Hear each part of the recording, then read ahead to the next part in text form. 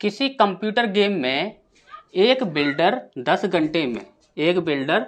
घंटे में दीवार बना सकता है, जबकि एक विध्वंसक का मतलब होता है यानी कि तोड़ने वाला या फिर विनाश करने वाला। ठीक, विध्वंसक 14 घंटे में पूरी तरह से इस दीवार को ध्वस्त कर सकता है यानी कि तोड़ सकता है। ठीक, जमीनी स्तर पर दोनों बिल्डर और विध्वंसक एक साथ काम करने लग गए, लेकिन 7 घंटे बाद क्या बोला गया है, 7 घंटे बाद विध्वंसक को बाहर निकलना पड़ा।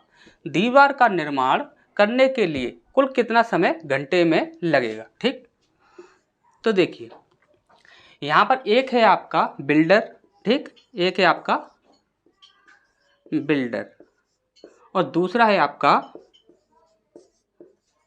विध्वंसक। बिल्डर जो है वह 10 घंटे में दीवार को बना सकता है और विध्वंसक जो है वह 14 घंटे में दीवार को तोड़ सकता है। अब ये दोनों ही एक साथ कार्य करने लगते हैं।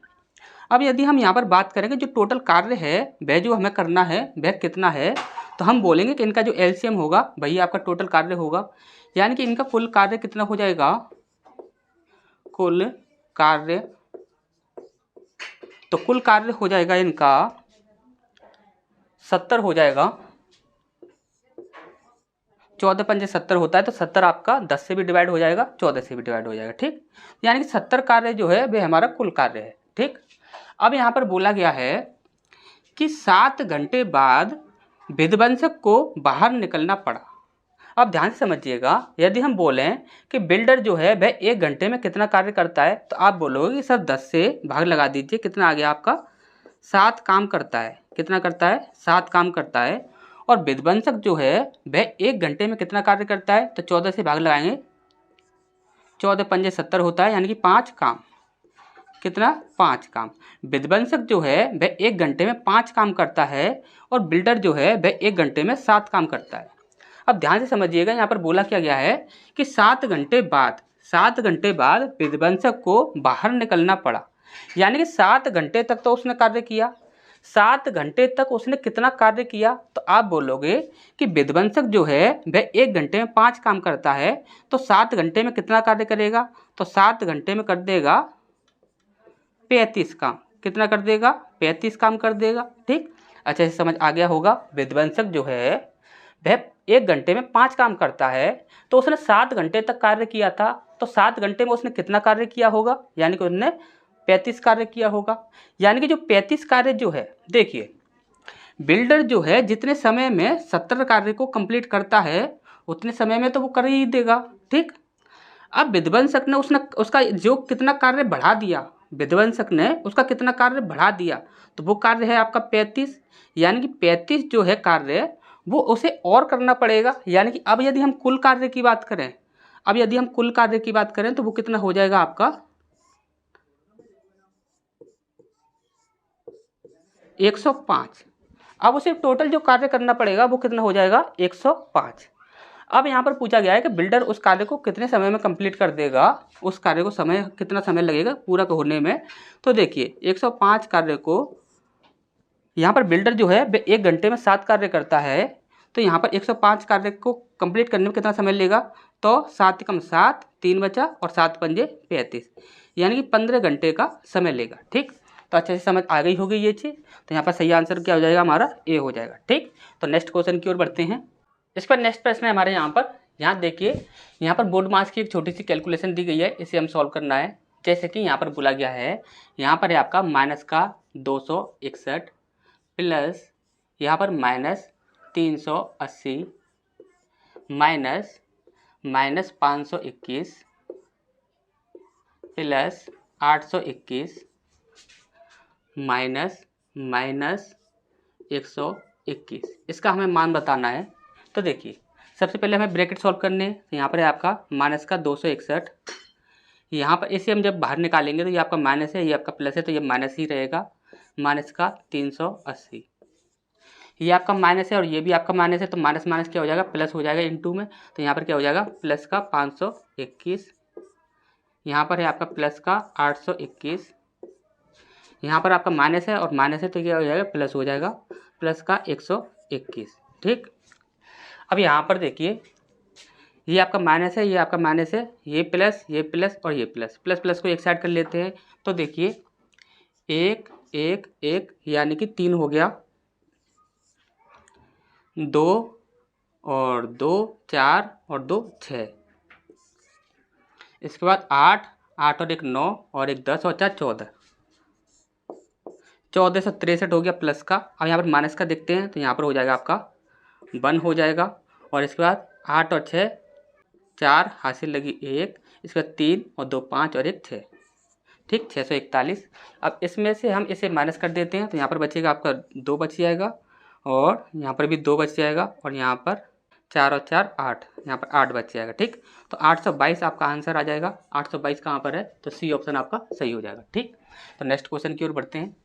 इसका नेक्स्ट प्रश्न हमारे यहाँ बोला गया है दूध पानी के मिश्रण का 2/3 भाग दूध है। क्या बोला गया है, मिश्रण का 2/3 भाग क्या है, दूध है। मिश्रण की कुल मात्रा 21 लीटर है। मिश्रण की कुल मात्रा कितनी है, 21 लीटर है। यदि इसमें 4 लीटर पानी, क्या 4 लीटर पानी और मिला दिया जाए तो मिश्रण से दूध का प्रतिशत, मिश्रण से दूध का प्रतिशत क्या होगा, ये हमसे यहाँ पर पूछा गया है। ठीक, तो देखिए सबसे पहली बात क्या है, दूध पानी का मिश्रण जो है उस मिश्रण का 2/3 भाग क्या है, दूध है। यदि हम दूध की बात करें कि दूध कितना है, दूध कितना है, तो आप बोलोगे कि यहाँ पर मिश्रण का 2/3 भाग दूध है, और मिश्रण कितना है आपका 21 लीटर, यानी कि 21 का 2/3 भाग क्या है, दूध है। 3 सत्ते 21 और 7 दूनी 14, यानी कि 14 लीटर जो है, 14 लीटर जो है वह क्या है, केवल दूध है। अब दूध जो है वह कितना है, 14 लीटर।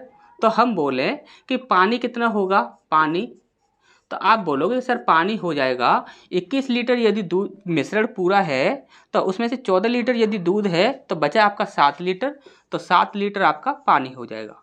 क्या हो जाएगा, पानी हो जाएगा। अब उसने बोला मिला दिया जाए तो 4 लीटर पानी और मिला दिया जाए तो दूध का प्रतिशत क्या होगा मिश्रण से। ठीक, अब इसमें 4 लीटर पानी और मिलाया जा रहा है। अब यानी कि मिश्रण को जो है, मिश्रण जो है, मिश्रण आपका 21 लीटर था, कितना था, 21 लीटर था। उसने बोला कि 4 लीटर और पानी उसमें मिला दिया जाए, तो मिश्रण में हमने क्या किया कि 4 लीटर पानी मिला दिया, तो मिश्रण जो था, मिश्रण टोटल कितना हो गया, तो 21 और 4 25, तो मिश्रण हो गया आपका 25 लीटर। दूध पर तो कोई प्रभाव नहीं पड़ेगा, क्यों, क्योंकि पानी मिलाया जा रहा है, दूध नहीं मिलाया जा रहा है। ठीक, और दूध से मिश्रण का प्रतिशत पूछा गया है, तो दूध कितना है आपका 14 लीटर, मिश्रण कितना है आपका 25 लीटर। परसेंट निकालने के लिए हम 100 से इंटू करेंगे, 25 चौक 100 हो जाएगा, 14 चौक आपका कितना होता है 56, 14 चौक 56, यानी कि 56% हो जाएगा। तो 56% देखिए यहाँ पर कहाँ है, तो देखिए बी ऑप्शन आपका सही हो जाएगा। ठीक, तो नेक्स्ट क्वेश्चन की ओर बढ़ते हैं। इसका नेक्स्ट प्रश्न हमारे यहाँ बोला गया है निम्नलिखित में से न्यूनांक भिन्न, न्यूनांक भिन्न कौन सी है, ये हमसे यहाँ पर पूछा गया है। ठीक, तो देखिए न्यूनांक भिन्न क्या होती है, तो वो चीज़ आप ध्यान से समझिए। जैसे कि हम यहाँ पर बोले हैं, यहाँ पर लिखा हुआ है आपका 3/5, यहाँ पर लिखा हुआ है आपका 3/5। यदि हम बोलें कि ये एक न्यूनांक भिन्न है या नहीं, तो आप बोलोगे सर ये न्यूनांक भिन्न नहीं है। ऐसा क्यों, अभी हम आपको बताते हैं। और यदि हम यहाँ पर बोलें कि यहाँ पर लिखा हुआ है कि 4/, यहाँ पर लिख देते हैं हम 16, या फिर हम लिख दें 4/8 लिख दें, तो क्या ये न्यूनांक भिन्न है, तो आप बोलोगे सर हाँ ये न्यूनांक भिन्न है। क्यों, क्योंकि देखिए न्यूनांक भिन्न वह होती है जिसे हम काटकर एक ही संख्या से काटकर छोटी कर सकें। जैसे कि यहाँ पर हमने बोला 4 एकम 4, 4 चौक 16, ठीक, छोटी हो गई। इसी प्रकार से 4 एकम 4 और 4 दूनी 8, छोटी हो गई। तो यही हो जाएगी आपकी न्यूनांक भिन्न। ठीक, अब यहाँ पर आप देखिए 91 और 15 किसी एक संख्या से डिवाइड होते हैं, नहीं होते, तो ये आपकी कैंसिल हो जाएगी। 79 और 26 किसी एक संख्या से डिवाइड होते हैं? नहीं होते, तो ये भी कैंसिल हो जाएगी। इसके बाद 41 और 17 किसी एक संख्या से डिवाइड होते हैं? नहीं होते, तो ये भी कैंसिल हो जाएगा। बचता है हमारा 105/112। इसको आप देखोगे तो शेष 7 से डिवाइड हो जाता है। 15 सत्ते 105 होता है, 15 सत्ते 105 और 16 सत्ते 112 होता है। 15 सत्ते 105 होता है और 16 सत्ते 112 होता है। तो यहाँ पर ये जो होगा ये हमारा सही आंसर हो जाएगा। ठीक, अच्छा समझ आ गया होगा। नेक्स्ट क्वेश्चन की ओर बढ़ते हैं। इसका नेक्स्ट प्रश्न है हमारा यहाँ बोला गया है, एक लंबवृत्तीय शंकु का आयतन जिसके आधार की त्रिज्या उसकी ऊंचाई की 1/3 है, ऊंचाई की 1/3 है, क्या त्रिज्या? ठीक, अब यहाँ पर बोला गया है एक गोले के आयतन के बराबर है, यानी कि शंकु का जो आयतन है वह गोले के आयतन के बराबर है। ठीक, अब यहाँ पर बोला गया है कि शंकु की त्रिज्या और गोले की त्रिज्या का अनुपात कितना होगा, ये हमें यहाँ पर बताना है। ठीक, अब यहाँ पर देखिए शंकु के यदि हम आयतन की बात करें तो शंकु का आयतन होता है 1/3 पाई r² h। ठीक, यही होता है। और गोले का जो आयतन होता है वो होता है आपका 4/3 पाई r³, ये होता है। ठीक, यहाँ पर इनकी त्रिज्याओं के बीच में हमें रेशियो बताना है, तो हम क्या करते हैं कि इसकी त्रिज्या जो होती है वो हम r मान लेते हैं, बड़ा R मान लेते हैं, या फिर इसका बड़ा R मान लीजिए या फिर इसका बड़ा R मान लीजिए पहचान करने के लिए। ठीक, स्टार्टिंग में उसने क्या बोला था, एक लंबवृत्तीय शंकु का आयतन जो है, आयतन जिसके आधार की त्रिज्या जो है, यानी कि त्रिज्या जो है उसकी ऊंचाई की 1/3 है, ऊंचाई यानी कि हाइट की 1/3 है, ये चीज बोली थी उसने स्टार्टिंग में। अब यहाँ पर क्या हो जाएगा, हाइट बराबर क्या हो जाएगा, 3 का इंटू इधर हो जाएगा, तो ये हो जाएगा आपका 3r। हाइट बराबर क्या हो जाएगा, 3r। क्या आप यहाँ पर 1/3 पाई से तो पाई कैंसिल हो ही जाएगा। ठीक, 1/3 इंटू r², यहाँ पर हम r² रख लेते हैं। h जो है, हाइट जो है वो कितनी है आपकी 3r। क्या हम इसे 3r रख सकते हैं, तो आप बोलोगे कि हाँ इसे 3r रख सकते हैं। ठीक, क्योंकि वहाँ पर आपका निकला है इक्वल टू 4/3 r³। ठीक, इतना हो जाएगा। ये 3 से आपका ये 3 आपका कैंसिल हो जाएगा। यहाँ पर आपका बचता कितना है, यहाँ पर बचता है आपका, यहाँ पर है आपका 3r और यहाँ पर है आपका r, तो ये क्या हो जाएगा आपका 3r³, ये आपका 3r³ हो जाएगा इक्वल टू ये आपका 4r³। ठीक, अब यहाँ पर देखोगे तो r³ अपॉन ये वाला r इधर ले लेते हैं, r³ इक्वल टू कितना हो जाएगा 4/3। ठीक, अब यहाँ पर से जब आप q हटाओगे इन पर से तो क्या हो जाएगा आपका r/r इक्वल टू √4 और ये कौन सा हो जाएगा 3। ठीक, अपॉन 3√3। तो यहाँ पर आपका जो आंसर आएगा वो आएगा 3√4 रेशियो 3√3। तो 3√4 रेशियो 3√3 कहाँ पर है, ये रहा आपका डी ऑप्शन है, 3√4 रेशियो 3√3। तो डी ऑप्शन आपका सही हो जाएगा। ठीक, तो नेक्स्ट क्वेश्चन की ओर बढ़ते हैं। इसका नेक्स्ट प्रश्न हमारे यहाँ बोला गया है 95% वार्षिक साधारण ब्याज पर, 95% साधारण ब्याज पर कोई राशि 6 वर्ष में, कितने समय में, 6 वर्ष में 942 रुपये हो जाती है, तो आरंभ में किया गया निवेश कितना है। ठीक, तो आपको अच्छे से पता है कि ये तो आपका मिश्रधन हो गया, क्या हो गया, मिश्रधन हो गया। आपसे पूछा क्या है, तो आपसे पूछा गया है कि मूलधन क्या होगा। ठीक, अब यहाँ पर आप ध्यान से समझिए 95% वार्षिक साधारण ब्याज की दर है। ठीक, अब मान के चलिए 1 वर्ष का जो दर है वो कितना है आपका 9.5%। अब यहाँ पर हम बोले कि 6 वर्ष का कितना हो जाएगा, तो 6 वर्ष का टोटल जो आपका होगा दर कितना होगा, तो 99.5 में हम क्या करेंगे 6 से इंटू कर देंगे, कितना आ गया 6 पंजे 30 की 0, हासिल लगी 3 और 9 चिंग 54 और 3 57, यानी कि 57% आपका आ जाएगा। ठीक, अब यदि हम बात करें कि एक है आपका मूलधन और एक है आपका मिश्रधन, तो मूलधन हमने मान लिया 100, तो 57 ब्याज जुड़ने के बाद मिश्रित कितना हो जाएगा, 157 हो जाएगा।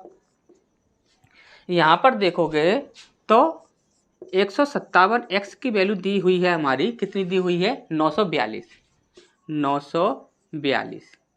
तो x की वैल्यू कितनी हो जाएगी, आप बोलोगे कि 942 बट्टे 157। ठीक, अब आपसे पूछा गया था मूलधन कितना हो जाएगा, तो मूलधन के लिए आप क्या करोगे, मूलधन कितना है, 100 है, तो आप 100 से इंटू कर दोगे, यहाँ पर आपको मूलधन मिल जाएगा। अब यहाँ पर आपको देखना है, देखिए यहाँ पर आप देखोगे तो कोई भी जो आपका आंसर है वो आपका पॉइंट में नहीं है। यदि कोई भी आंसर आपका पॉइंट में नहीं है तो यहाँ पर ये कंफर्म है कि इस संख्या से यह संख्या जो है वह पूरी तरह से डिवाइड हो रही होगी। अब यहाँ पर देखोगे तो यहाँ पर भी आपका 3 है और यहाँ पर भी नीचे भी 3 है और ऊपर भी आपके 3 नंबर हैं, यानी कि सिर्फ एक संख्या के बराबर ही ये डिवाइड हो रही होगी। अब यहाँ पर हमें ये देखना है कि ये वाली जो संख्या है ये इससे कितनी बार में डिवाइड हो जाएगी। तो आप देखिए यहाँ पर इकाई अंक कितना है, तो 2 है, और यहाँ पर इकाई अंक कितना है, 7 है। 7 का पहाड़ा ऐसा पढ़िए कि जिसका इकाई अंक 2 आ जाए। 7 एकम 7, 7 दूनी 14, 7 21, 7 चौक 28, 7 पंजे 35 और 7 छः 42। 7 को यदि हम 6 से इंटू करते हैं तो कितना आता है आपका, 42, यानी कि इकाई अंक कितना बन रहा है, 2, यानी कि हम यहाँ कह सकते हैं कि ये 6 बार इसका डिवाइड हो जाएगा। तो आंसर आपका कितना आ जाएगा, 600। तो यहाँ पर देखिए बी ऑप्शन आपका सही हो जाएगा। ठीक,